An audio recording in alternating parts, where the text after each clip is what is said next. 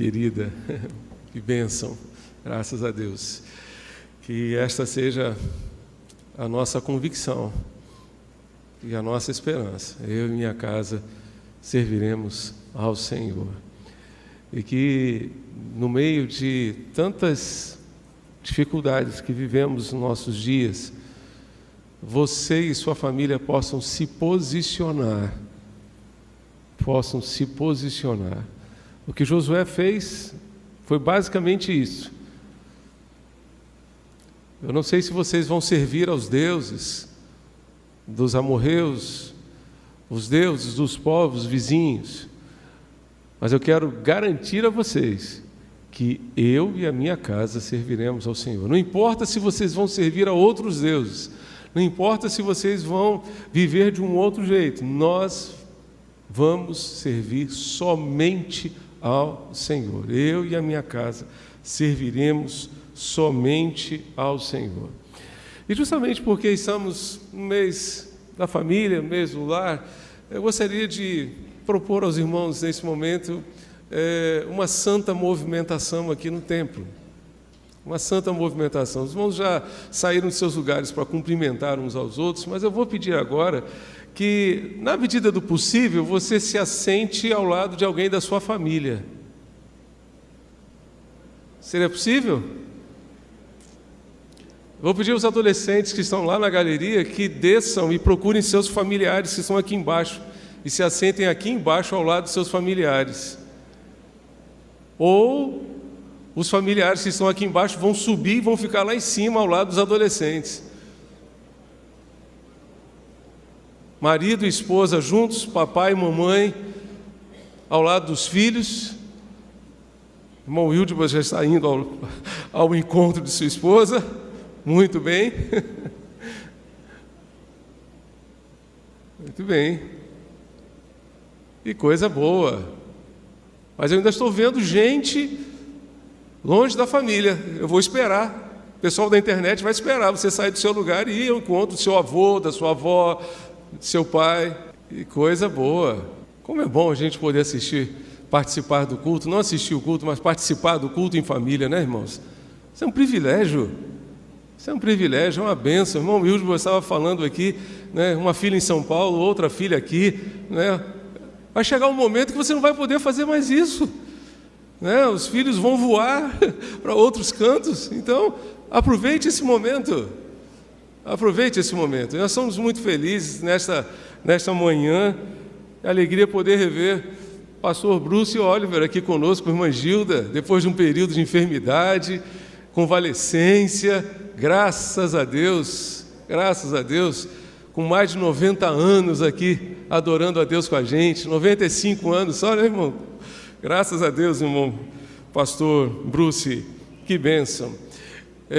Enquanto vocês estão se arrumando aí nos seus lugares, eu queria dar uma dica muito importante para vocês, que hoje, ao meio-dia, será postado nas nossas redes sociais um vídeo de 2 minutos com alguns flashes do nosso centenário. É isso aí, pessoal? Hoje é o meio-dia, então você acesse o Instagram, acesse o Facebook e não apenas assista, mas compartilhe, portanto, este vídeo. Você verá, inclusive, aquele momento em que nós nos reunimos ali na porta do templo, tiramos aquela foto histórica do centenário da igreja. Então, vale a pena você não apenas curtir, mas compartilhar com seus amigos, seus familiares, pessoas do seu relacionamento, da sua convivência. Eu gostaria só de fazer um destaque, uma informação adicional, que no sábado que vem, de fato, nós teremos essa confraternização de casais aqui em nossa igreja. A inscrição é necessária simplesmente porque nós teremos um rodízio de crepe e nós precisamos saber quantas pessoas estarão aqui conosco, ok? Então, você faça a sua inscrição, há um custo para esse rodízio, então acesse o nosso aplicativo, o nosso site, faça a sua inscrição. É para todos os casais da igreja, de todas as faixas etárias, todos os casais casados, tá certo? Eu gostaria de, antes da nossa mensagem, compartilhar com os irmãos assim uma experiência preciosíssima que Deus nos deu na quinta-feira passada, dia 18. Dia 18 foi aniversário da Igreja Batista Central do Ibura. 54 anos de existência daquela igreja. Eu não conhecia a igreja ainda, e eu e minha esposa estivemos lá participando daquele culto de gratidão pelos 54 anos de existência da igreja. Hoje à noite, inclusive, o pastor Flávio Germano estará lá pregando às 18 horas, completando esta série de cultos de gratidão a Deus pelos 54 anos de existência da igreja. E eu gostaria de, nesse momento, à luz daquilo que nós vivemos ali, registrar uma palavra de gratidão a todos aqueles que nos acompanham à distância, pela rádio, pela internet. Queremos agradecer a você que tem acompanhado, assistido e compartilhado os nossos vídeos, as nossas devocionais, os cultos da nossa igreja.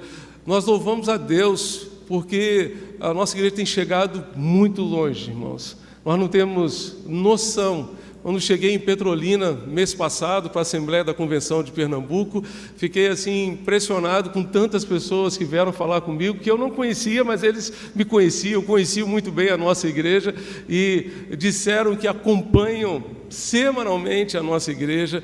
Ali na igreja do Ibura, nós fomos abraçados por muitos irmãos, tanto eu quanto a Soraya, agradecendo a Deus pelo ministério da nossa igreja e por aquilo que eles têm acompanhado aqui em nossa igreja. Depois do culto, uma irmã nos abraçou chorando, dizendo que a mãe dela nos ama muito, mas eu não conheço a mãe dela, e que naquele dia à tarde elas estavam orando a Deus de joelhos pela nossa vida. Eu não tenho palavras para agradecer, porque além de um grande exército que Deus tem levantado para nos sustentar em oração em nossa igreja, fora dos muros da nossa igreja, Deus tem levantado muita gente também que tem orado por nós, que tem intercedido por nós, que tem nos sustentado em oração, e a nossa palavra só pode ser realmente de gratidão a Deus, de gratidão ao Senhor pela participação de vocês, mesmo à distância, no nosso ministério. E gostaria também de compartilhar com os irmãos pedidos de oração, 2 pedidos de oração a respeito de homens de Deus que foram recolhidos à presença do Senhor nesta semana. Inclusive, por conta dessas perdas, amanhã os irmãos encontrarão no nosso canal no YouTube, o canal da nossa igreja no YouTube, as devocionais numa série sobre homens de Deus da Bíblia. E menciono na devocional de amanhã, aliás, lá no Ibura, uma senhora idosa veio falar com a gente que assiste todas as devocionais a cada dia, né? Graças a Deus por isso. E esta semana o Senhor chamou a sua presença o pastor Robson Ferraz. Nós estávamos orando muito por ele, pedindo a Deus que o ajudasse na sua recuperação, na sua saúde, o curasse, mas aprove a Deus chamá-lo à sua presença. 55 anos de vida. Ontem à tarde estive no culto de gratidão a Deus pela sua vida, ali na capela do seminário. A capela estava lotada de gente dando testemunho desse servo de Deus, que foi secretário executivo da Ordem dos Pastores Batistas de Pernambuco. Graças a Deus pela sua vida, e nós pedimos que os irmãos orem a Deus pela sua esposa e pelos seus 2 filhos, casal de filhos, seu filho e sua filha, para que sejam amparados pelo Senhor. O pastor Robson morreu no dia 18, na quinta-feira, e no dia 19, no dia seguinte, Deus chamou a sua presença o pastor Tim Keller, pastor presbiteriano em Nova York por muitos anos, um homem de Deus. Tive a oportunidade de conhecê-lo em 2004, no congresso, no encontro de pastores e líderes da CEPAL, ali em Água de Lindóia. Passamos a semana inteira ouvindo aquele homem de Deus, de uma forma simples, apanhando a sua Bíblia e compartilhando uma semana inteira de mensagens sobre a parábola do filho pródigo, especialmente sobre o irmão mais velho do filho pródigo. E realmente desenvolveu um ministério que impactou muita gente ao redor do mundo, através do City to City, uma organização que tem apoiado a organização de igrejas ao redor do mundo. Em 2004, Ricardo Agreste, quando o apresentou, disse que poucos anos atrás, poucos anos antes de 2004, a sua igreja ali em Nova York, em Manhattan, exatamente ali na ilha de Manhattan, estava com um fundo financeiro muito bem capitalizado para a compra de uma propriedade naquela cidade. E eles estavam ainda utilizando um lugar alugado, um espaço alugado, estavam então já com recursos para comprar uma propriedade. E quando estavam praticamente na hora de fechar o negócio, o pastor Tim reuniu a liderança da igreja, reuniu a igreja e disse: meus irmãos, eu tenho sentido no meu coração o desejo de que nós não compremos essa propriedade e que nós utilizemos todo esse recurso para apoiar a organização de igrejas ao redor do mundo. E Ricardo Agreste disse: a minha igreja é fruto desse fundo. Só que a Chácara Primavera está hoje quase que em 10 endereços hoje, de tanto que cresceu. Uma visão de investimento em vidas, em pessoas.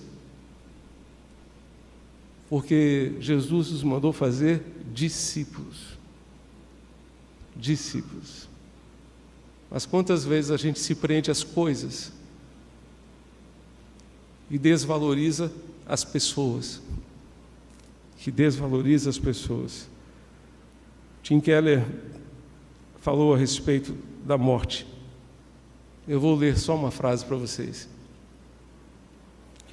Ele disse: é na morte que Deus diz: se eu não sou a sua segurança, você não tem segurança nenhuma, pois eu sou a única coisa que não pode lhe ser tirada. Eu acolherei você em meus braços eternos. Todos os outros braços o decepcionarão.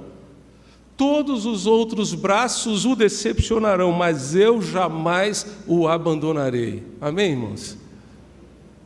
Eu jamais o abandonarei. Os outros braços humanos poderão lhe decepcionar, mas eu jamais abandonarei você.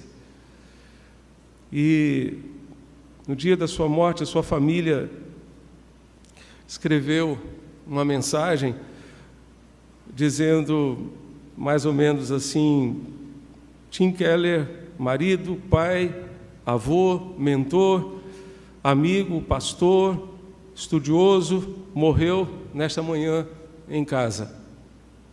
Ele pediu para ir para casa. E papai esperou ficar sozinho com a mamãe. Ela beijou a sua fronte e ele deu o seu último suspiro. Nós somos conformados ou confortados com as suas últimas palavras. Não há desvantagem alguma para mim. Não há absolutamente desvantagem alguma para mim, partindo dessa vida, nem na menor chance possível. Em outras palavras, parafraseando aquilo que Paulo disse, para mim o morrer é lucro. Para mim morrer é lucro. E hoje esse homem de Deus está com Jesus. E graças a Deus pela sua vida, pela sua influência, escreveu muitos livros que têm abençoado tanta gente ao redor do mundo. Eu queria encorajar você a abrir a sua Bíblia em Gênesis capítulo 26. Gênesis 26, a partir do verso 1. Domingo passado à noite nós falamos sobre a hora da crise e neste culto queremos abordar esse tema novamente a partir da experiência de Isaac. No domingo passado falamos sobre a experiência de Agar no culto da noite e neste culto gostaria de compartilhar com os irmãos a experiência de Isaac. Gênesis capítulo 26, a partir do verso 1, diz assim a palavra de Deus. Compartilhe a sua Bíblia com quem estiver perto de você, com quem estiver próximo. Diz assim: sobreveio fome à terra, assim como tinha acontecido nos dias de Abraão.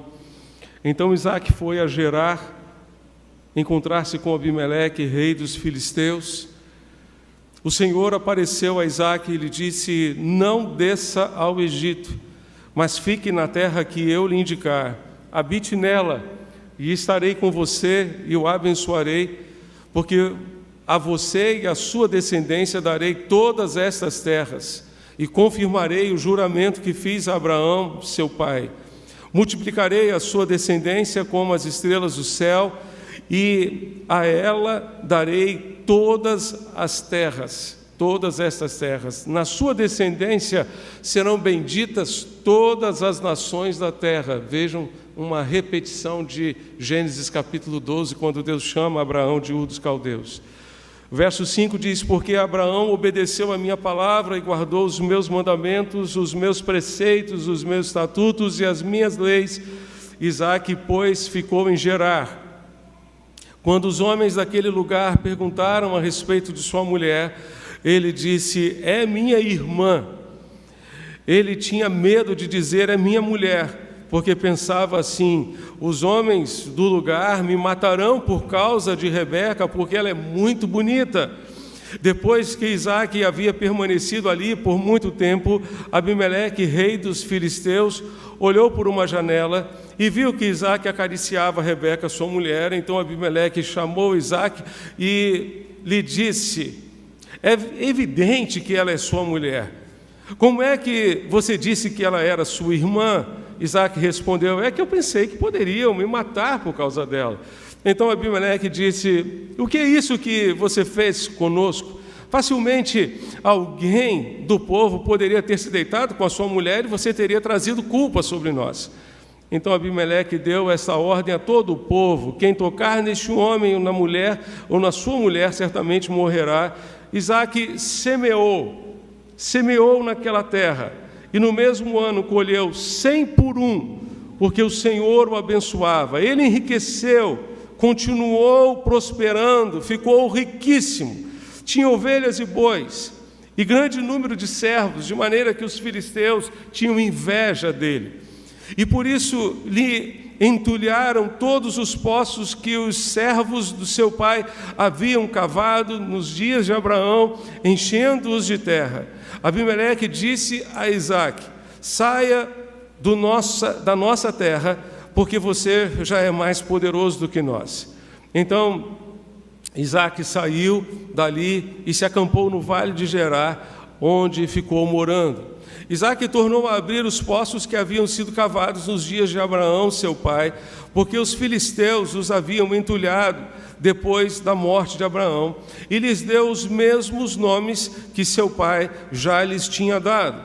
Os servos de Isaque cavaram no vale e acharam um poço de água nascente, mas os pastores de Gerar entraram em conflito com os pastores de Isaque, dizendo: esta água é nossa. Por isso Isaque chamou o poço de Ezeque, porque entraram em conflito com ele. Então cavaram outro poço, e também por causa desse houve conflito, por isso recebeu o nome de Sitna. E partindo dali, Isaque cavou outro poço, e como por esse não houve conflito, deu-lhe o nome de Reobote.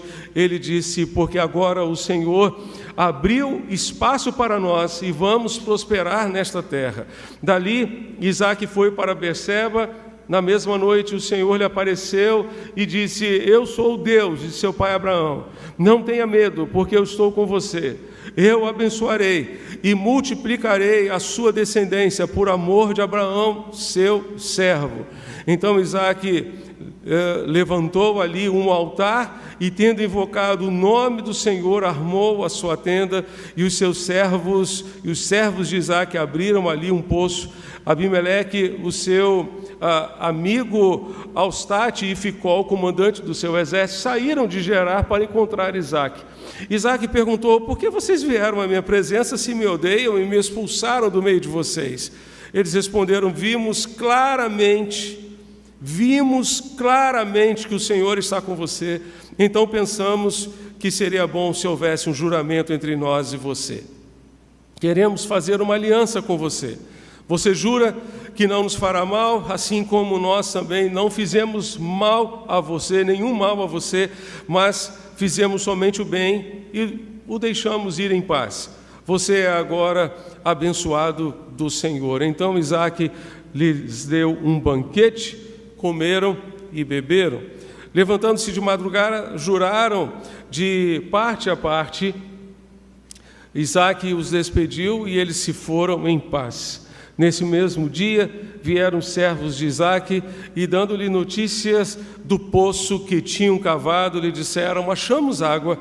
Ao poço, Isaque deu o nome de Seba, por isso Berseba é o nome daquela cidade até o dia de hoje.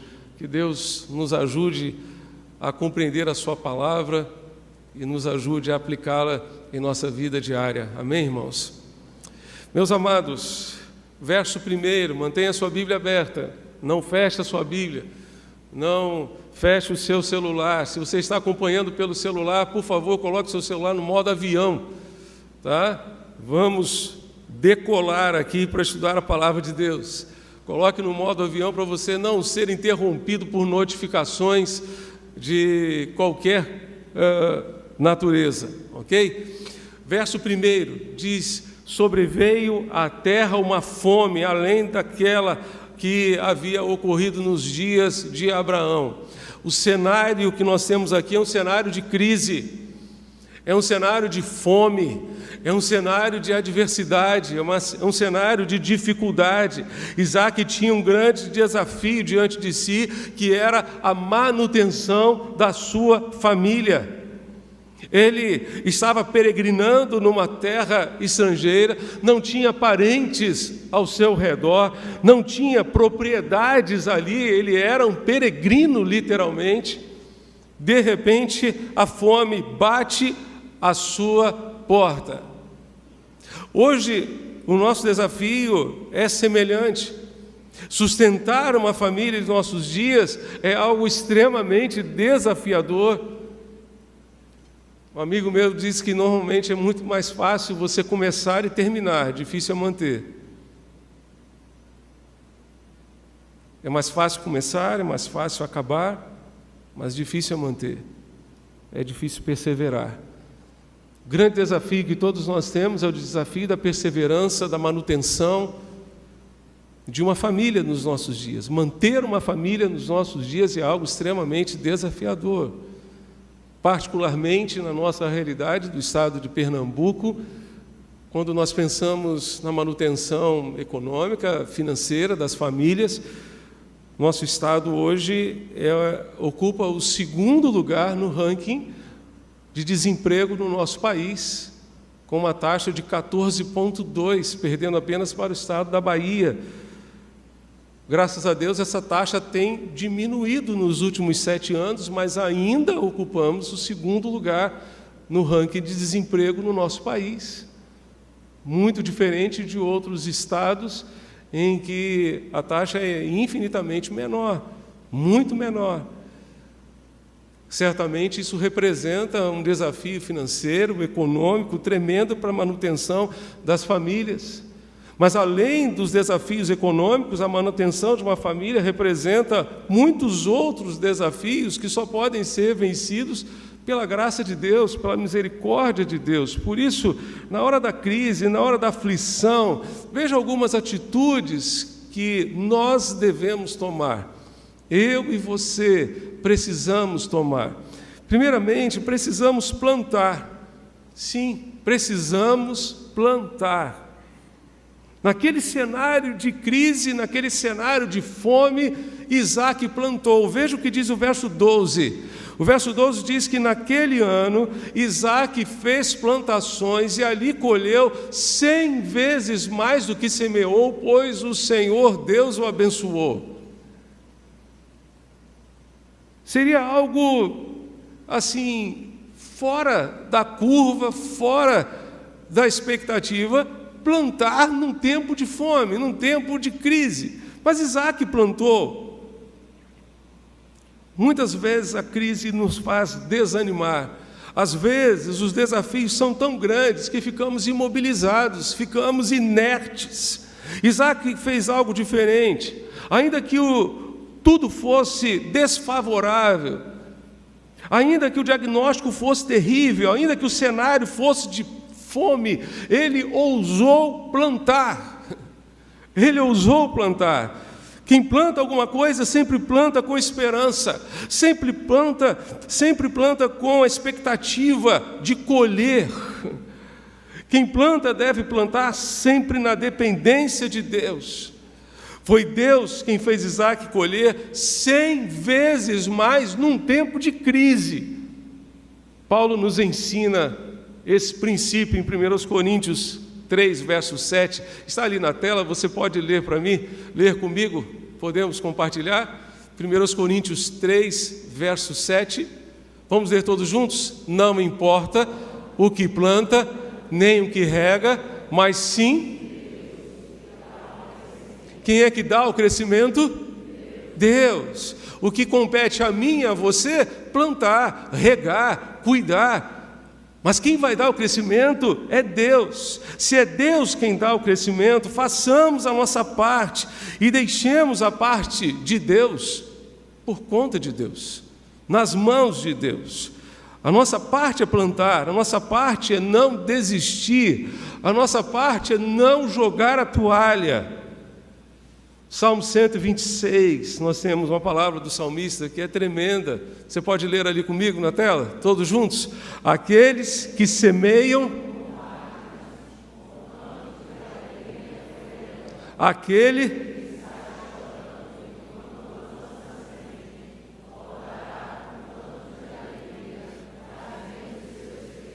Meus irmãos, que palavra preciosa.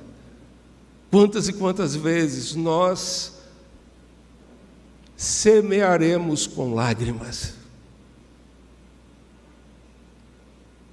Quantas e quantas vezes você vai plantar, vai regar a planta da sua família com lágrimas, porque as coisas não estão de repente acontecendo como você esperava, como você desejava que acontecesse. Mas não desista de plantar, ainda que seja com lágrimas, ainda que seja com lágrimas, ainda que seja andando e chorando, não desista de plantar. Lance a semente de um relacionamento melhor com a sua família. Lance a semente de um relacionamento melhor com a sua família, com todas as pessoas da sua família. O cenário é de crise, os desafios são maiores do que a sua capacidade. Não desista de semear e de plantar. Lance a semente de um relacionamento melhor com a sua esposa, com o seu esposo. Cultive o seu relacionamento, cultive o amor, a paciência, a sabedoria, aqueles elementos indispensáveis à vida de um casal. Faça a sua parte e deixe Deus fazer a dele, mas não seja negligente na sua parte, naquilo que lhe cabe fazer para o bem da sua casa, para o bem da sua família. Lance a semente de um relacionamento consistente com os seus queridos. Lance a semente de uma profunda comunhão com Deus. O que sustenta uma família é o relacionamento com Deus. Pastor, mas e o amor? O amor é fruto do relacionamento com Deus.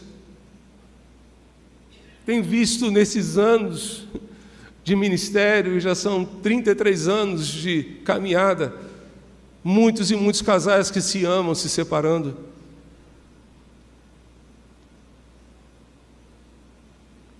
Muitos casais que se amam,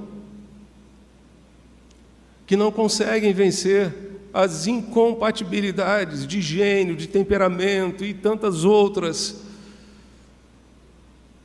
que só destroem os lares. Você vai vencer isso na dependência de Deus. Você vai vencer isso tudo dobrando os seus joelhos e clamando a Deus pela sua família. Plante, orando, plante, reunindo a sua família para devocional, reunindo a sua família para orar, para buscar o Senhor. Plante, reunindo os seus para ensinar desde cedo os princípios da palavra de Deus. Na hora da crise, decida plantar. Na hora da crise, decida desentulhar os poços. Desentulhar os poços. O verso 18, você está com a sua Bíblia aberta? Vai nos dizer que Isaque tornou a abrir os poços que haviam sido cavados nos dias de Abraão, seu pai, porque os filisteus os haviam entulhado depois da morte de Abraão, e lhes deu os mesmos nomes que seu pai já lhes tinha dado. Meus amados, Isaque, embora rico e poderoso, agora se vê numa situação que poderia comprometer toda a sua riqueza, que poderia comprometer a sua família. Sem um lugar certo para morar, ele e sua família precisariam lidar com um problema sério agora, a falta de água. A falta de água poderia minar toda a sua riqueza. Quanto mais gente ele tivesse consigo, mais água precisaria. Ele precisava de água para os seus animais, precisava de água para os seus empregados, precisava de água para a sua família. A água era essencial, essencial. Aqui permitam-me fazer um parênteses, meus irmãos, para destacar aquilo que é essencial na família. Isaque poderia ter tudo, poderia ser um homem muito rico, mas sem água ele estaria perdido. Sem água ele estaria perdido. A água era algo imprescindível para ele e para a sua família. Há muitas famílias que se empenham, focam em coisas que são interessantes, mas não são imprescindíveis, não são essenciais. Lembre-se de uma coisa: você pode ser feliz sem uma casa própria, você pode ser feliz sem um carro novo, você pode ser feliz sem uma roupa de marca, você pode ser feliz sem um tênis da moda, você pode ser feliz sem muitas coisas. Se tiver essas coisas, amém, mas se não tiver, não coloque a sua felicidade dependente dessas coisas. Não permita que a sua felicidade dependa dessas coisas, porque elas não são essenciais. Elas não são essenciais. O que é essencial é o tempo que você precisa dar ao seu filho, que você precisa dedicar à sua esposa. Me lembro de um comentário de um economista no rádio, que certa vez compartilhou a experiência de um ouvinte, que disse que teve uma manhã de sábado maravilhosa com seu filho, e ele, àquela altura, tinha gasto simplesmente R$10 para comprar uma pipa, uma linha. Foram ao parque e passaram a manhã brincando com aquela pipa. E como aqueles momentos foram preciosos na vida daquele menino, daquele pai.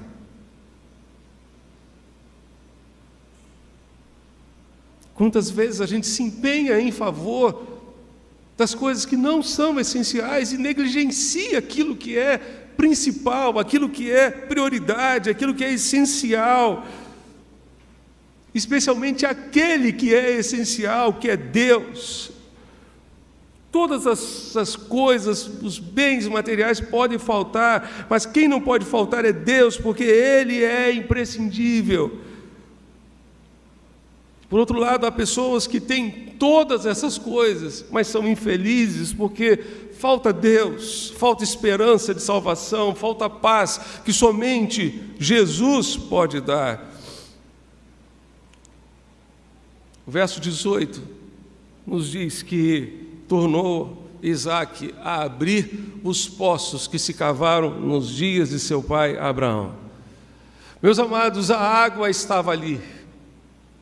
A água estava ali, mas entre a água e as pessoas havia um entulho, havia o lixo. Para experimentar essa água, era necessário que Isaque e sua família removessem os entulhos, o lixo que estava naquele poço. O que precisamos fazer hoje para experimentar aquilo que é fundamental, aquilo que é essencial no nosso relacionamento com Deus é exatamente o mesmo, é remover o entulho daqui de dentro do nosso coração. Bill Hybels, seu livro Liderança Corajosa, ele fez uma observação da qual eu faço uma pequena paráfrase, uma pequena adaptação. Ele diz o seguinte: os problemas interiores estão prejudicando a sua vida? Todos nós já experimentamos ofensas, perdas e decepções do passado. Essas rupturas ajudaram a formar ou deformar quem somos hoje. Essas rupturas ajudaram a formar ou deformar quem somos hoje. E ele continua dizendo: quem é responsável? Quem é responsável pela solução, pelo tratamento e solução dos nossos problemas interiores, de modo que as pessoas ao nosso redor não sejam influenciadas negativamente pelo nosso lixo? Você é, eu sou, todos nós somos. Para experimentarmos essa água, precisamos tirar o entulho do coração, o entulho do orgulho, da arrogância, da presunção, da amargura e de tantas outras coisas que impedem o nosso relacionamento com Deus e com o próximo. E não há próximo mais próximo do que quem está debaixo do mesmo teto, do que quem convive com você em família. Precisamos confessar os nossos pecados e nos quebrantar na sua presença. Precisamos confessar as nossas dificuldades e reconhecer os nossos erros. Precisamos confessar a nossa dificuldade em aceitar a verdade que precisamos fazer ajustes dolorosos em nossa agenda, em nossos valores, em nossas prioridades, em nós mesmos. Um dos entulhos que Isaque precisava tirar, não do poço, mas de dentro de si, era o entulho da mentira. Vocês viram que lá em Gerar, ele disse a Abimeleque e aos homens da cidade que Rebeca era sua? Era sua? Mas não era esposa?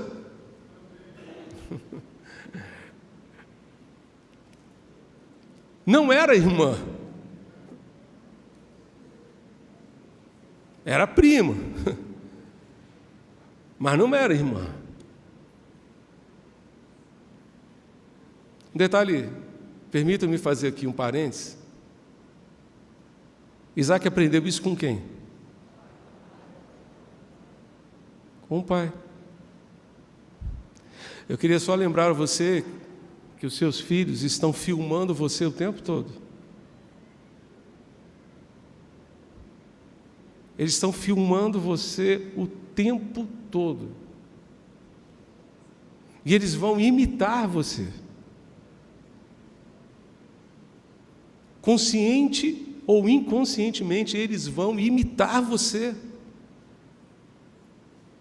E não existe coisa mais dolorosa para um pai.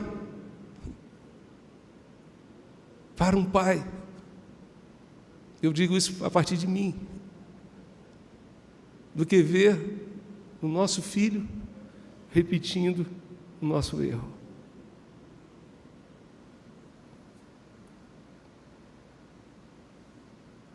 Você já chorou por isso? Deveria chorar. Porque quando a gente vê o nosso filho reproduzindo o nosso acerto, maravilha. Mas quando eles reproduzem os nossos erros, como Isaac fez com Abraão, é doloroso demais. É triste demais. Ele precisava remover o entulho da mentira.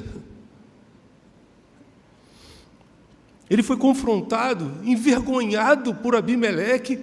Que isso que você fez conosco? Como você fez um negócio desse com a gente? Que foi isso que você fez? O que foi isso? Qualquer um poderia ter se deitado com a sua mulher, achando que ela era sua irmã. Um servo de Deus sendo repreendido por um ímpio, porque havia mentido. A mentira é terrível. A mentira é um entulho terrível que bloqueia nosso relacionamento com Deus. Ela é causa de toda a miséria, de toda a corrupção e de toda a miséria que assola o nosso país. Isaac expôs a sua esposa e a sua família por causa de uma mentira. Quantos males ocorrem nas famílias de hoje por causa da mentira? Maridos que mentem para suas esposas, esposas que mentem para os seus maridos, pais que mentem para os seus filhos e filhos que mentem para os pais, para os avós, para os seus responsáveis. Você jamais conseguirá manter a sua família na base da mentira. Jamais.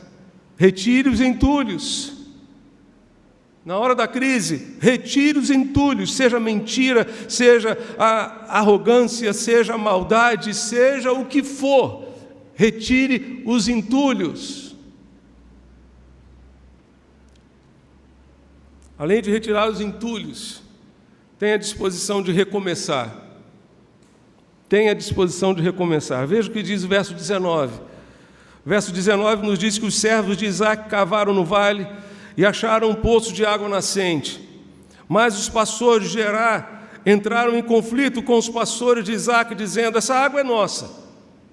Por isso Isaac chamou o poço de Ezeque, porque entraram em conflito com ele. Mas ele desistiu? Não, cavou outro.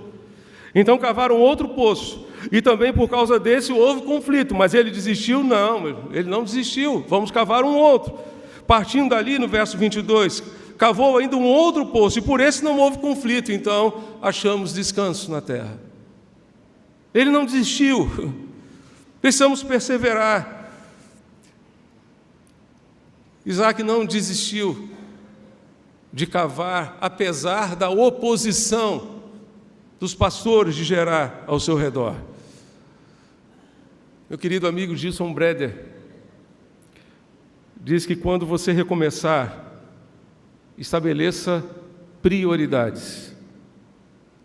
Quando você recomeçar, estabeleça as suas prioridades. O que deve vir em primeiro lugar? Em primeiro lugar, o altar. Em primeiro lugar, tem que vir Deus. Em primeiro lugar, precisa vir o altar. Veja o que diz o verso 25.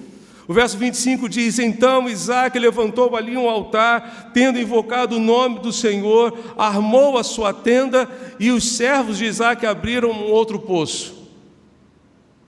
3 prioridades que nós vemos aqui nesse texto, mas a primeira delas é o altar. Quem constrói altares torna evidente ao mundo a presença de Deus na sua vida e na sua família. Hoje nós não construímos um altar físico, mas a nossa vida precisa ser um altar que expresse ao mundo a nossa dedicação a Deus, o quanto nós amamos Deus, o quanto estamos comprometidos com Ele e o quanto desejamos viver para Ele. E isso foi tão evidente na vida de Isaac posteriormente, que quando Abimeleque o visitou, veja o que ele disse no verso 28. Temos visto claramente que o Senhor está contigo.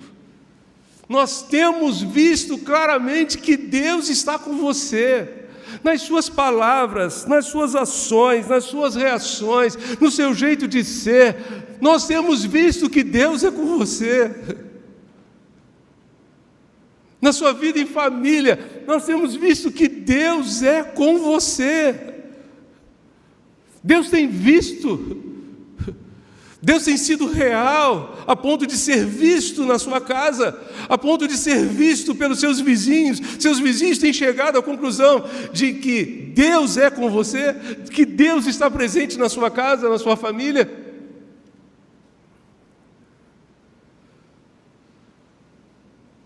As pessoas que convivem com você têm chegado à mesma conclusão de Abimeleque a respeito de Isaque. Temos visto claramente, nitidamente, que Deus está com você e com a sua família. Primeiro o altar, depois a tenda. Depois a tenda. A tenda representa a família, representa os relacionamentos. Família é feita de relacionamentos. E quando você for estabelecer a tenda, armar a sua tenda, estabeleça as prioridades da sua família. Jaime Kemp nos dá uma dica. Ele diz: a esposa antes dos filhos, os filhos antes dos amigos e as pessoas antes das coisas. Você pode ler ali comigo essas 3 prioridades que a gente deve ter? Vamos ler juntos? A esposa, os filhos e as pessoas. A esposa ou o esposo, o cônjuge, antes dos filhos. Tem gente que esquece disso, né? E valoriza mais os filhos do que o cônjuge. Só que se esquece que um dia os filhos voam e o ninho fica vazio. E aí ficam o quê? 2 estranhos dentro de casa que já não se conhecem. Já não se conhece. Mais ou menos a história, né, daquele casal recém-casado que estava no restaurante e viu um casal idoso sentado, né, e pelo jeito, para aquela cena ali, deviam ter muitos anos de casamento, né? E então o marido idoso virava para a esposa idosa e dizia: meu bem. E ela: meu bem, né? E na hora que o senhor idoso foi ao banheiro, o rapaz do casal mais novo, né, se levantou, não resistiu, foi atrás e disse: meu amigo, certamente você tem muitos anos de casamento, me diga qual é o segredo para você chegar a uma idade dessa e continuar chamando ela de meu bem. Ele disse: é que eu esqueci o nome dela. Eu esqueci o nome dela, aí eu chamo de meu bem. Vai esquecer até o nome, se você valorizar só os filhos. 2 estranhos ficam dentro de casa depois e não se suportam mais um ao outro. Meus irmãos, a incidência de divórcio na terceira idade hoje é um negócio assustador, tá? É assustador. Gente com 30, não estamos na terceira idade, né, Soraya? Já temos 32, mas não estamos ainda na terceira idade. Mas vamos lá, 35, 40 anos de casamento, 50 anos se separando. Meu Deus, como é que pode uma coisa dessa? Mas tem acontecido. Tem acontecido. Pessoas que só se suportaram por causa dos filhos. Depois que os filhos foram embora, agora vamos viver a nossa vida. O cônjuge antes dos filhos, os filhos antes dos amigos. Na sua agenda, seus filhos precisam vir primeiro, antes dos seus amigos.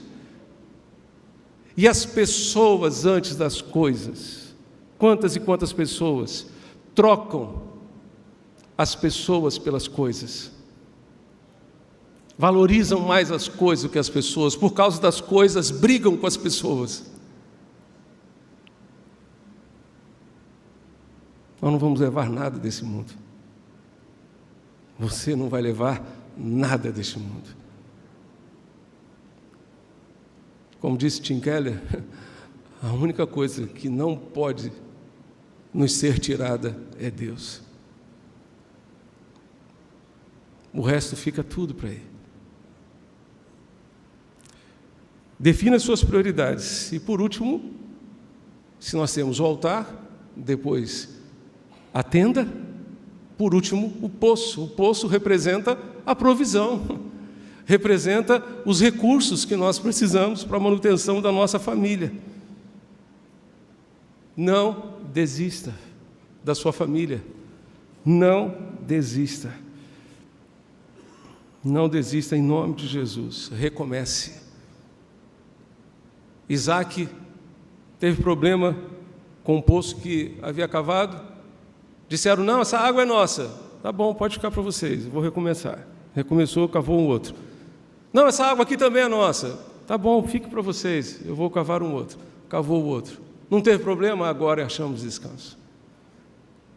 Ele perseverou, ele não desistiu. Persevere, recomece quantas vezes for necessário, com a mesma família. Com a mesma família.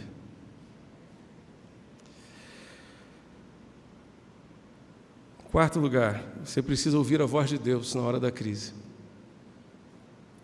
E aqui eu queria só destacar o que Deus disse a Isaac. O Senhor apareceu a Isaac, verso 2. O Senhor apareceu a Isaac e lhe disse, não desça ao Egito, mas fique na terra que eu lhe indicar, habite nela, estarei com você e o abençoarei, porque a você e a sua descendência darei todas estas terras e confirmarei o juramento que fiz a Abraão, o seu pai. Meus amados, Abraão viveu dias de fome e foi para o Egito. Lá, provavelmente, ele conheceu Agar. Jacó viveu dias de fome e Deus falou, pode ir para o Egito. Você vai morrer nos braços de José, seu filho. Pode ir para o Egito. Isaac viveu dias de fome, mas Deus disse, não vá para o Egito. O que eu e você precisamos fazer é ouvir a voz de Deus. Na hora da crise, eu e você precisamos do direcionamento de Deus, da direção de Deus para as nossas vidas, para as decisões que precisamos tomar. Não tome decisões baseadas na lógica humana, nas circunstâncias humanas, nas circunstâncias que envolvem a sua vida.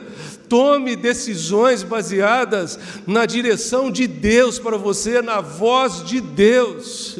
E Deus logo depois apareceu a Isaac e lhe disse, na mesma noite o Senhor lhe apareceu, no verso 24, eu sou o Deus de seu pai Abraão. Eu sou o Deus de seu pai Abraão, não tenha medo, porque estou com você. Não tenha medo, porque eu estou com você. Eu o abençoarei, multiplicarei a sua descendência por amor de Abraão, meu servo. É essa voz que nós precisamos ouvir, ainda que Deus nos mande ficar num tempo de fome, ainda que Deus nos mande ficar num tempo de falta de recursos, ainda que Deus nos mande contrariar a lógica humana. Seria lógico para Isaac sair de Gerar e ir para o Egito, mas Deus lhe disse, fique, plante, que eu estarei com você, eu abençoarei você. E naquele ano ele colheu 100 por 1. 100 por 1.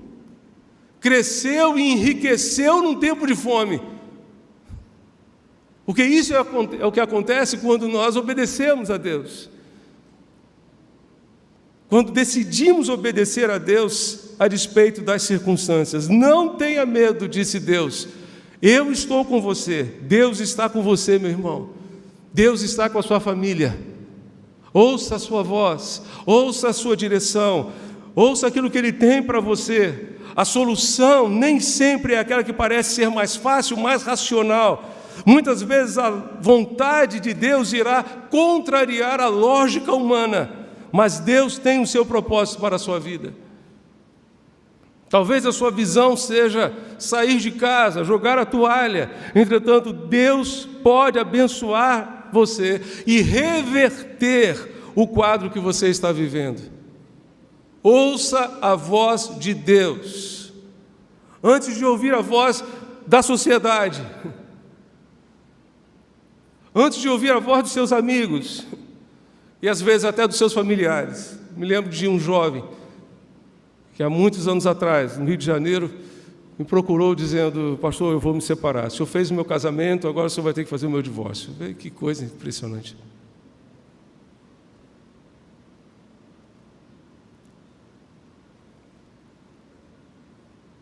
E eu disse a ele: você tem certeza que você vai fazer? É isso que Deus quer para você? Eu quero encorajar você a não fazer isso. Mas, pastor, como assim? Eu quero encorajar você a não fazer isso, a lutar pelo seu casamento. Mas, pastor, o senhor foi o único que disse para eu lutar pelo meu casamento. Os meus parentes, meus pais, minhas irmãs, todos eles disseram para eu separar. Os meus amigos, todo mundo disse para eu separar, que não tem mais jeito. O senhor é o único.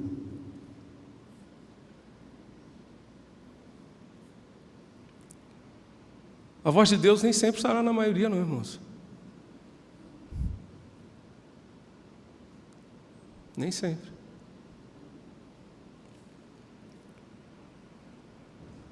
Infelizmente, ele se separou.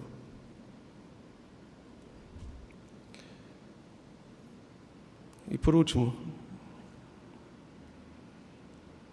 vai ser difícil, faltando 3 minutos para meio-dia, falar em banquetes, mas eu preciso falar com você. Que na hora da crise a gente precisa aprender a exercitar o perdão e dar banquete. Isaac havia sido expulso de Gerar, não foi? Abimeleque mandou ele embora. Você está grande demais, a sua família está grande demais, seus bens estão grandes demais. Vai embora daqui, a gente não tem mais como ficar com você. A nossa terra não pode suportar você. O tempo se passou. Abimeleque ficou, o comandante do seu exército, foram conversar com Isaac. Isaac, nós temos visto que Deus é com você e nós queremos fazer uma aliança com você. Mas como vocês querem fazer aliança comigo? Vocês me expulsaram da terra de vocês, mas nós deixamos você sair em paz. Então nós queremos que você também firme uma aliança de paz com a gente. Ah, é assim? Então vamos matar um bezerro gordo, vamos matar algumas ovelhas, vamos arrumar a mesa e vamos dar um grande banquete. Meus amados, na hora da crise, nós precisamos aprender a perdoar e a dar banquetes. O estrago que a amargura tem feito na vida de tanta gente não está na história para se contar, não dá para se contar, não dá para escrever. O estrago que a dureza do coração tem feito em tantos e tantos casamentos, não dá para escrever. O estrago que a amargura, o ressentimento, as mágoas têm feito na vida das famílias, não dá para escrever. É um estrago terrível, terrível. E muitas vezes a seta da amargura vem de fora, ou seja, de pessoas de fora da família, mas às vezes vem de dentro da própria família. Irmãos que não se relacionam, que não se falam, sogra que não se dá com a nora ou com o genro, nora que aterroriza a vida da sogra, marido e mulher que não se perdoam e ficam acalentando aquelas mágoas de anos atrás. Isaac perdoou Abimeleque e ainda deu um banquete para ele. Max Lucado disse que quem não perdoa está derrubando a única ponte por onde terá que passar. Quem não perdoa derruba a única ponte que terá que passar. A amargura nos impede de experimentar o melhor que Deus tem para nós. Depois de ter feito tudo isso, vejam o que aconteceu no verso 32. Nesse mesmo dia, os empregados de Isaque foram dar-lhe a notícia de que haviam encontrado água no poço que estavam cavando. Deus abençoou a sua família. Deus honra. Deus honra quem cava e planta. Deus honra quem persevera, quem ouve a sua voz, quem edifica altares, quem perdoa. Por isso, na hora da crise, na hora da aflição, plante. Persevere, ainda que tenha que recomeçar, não desista. Limpe o seu coração de todo entulho. Ouça a voz de Deus, construa altares. Para que todos vejam, evidentemente, claramente, que Deus é com você e com a sua família. Perdoe e arranque o entulho do seu coração.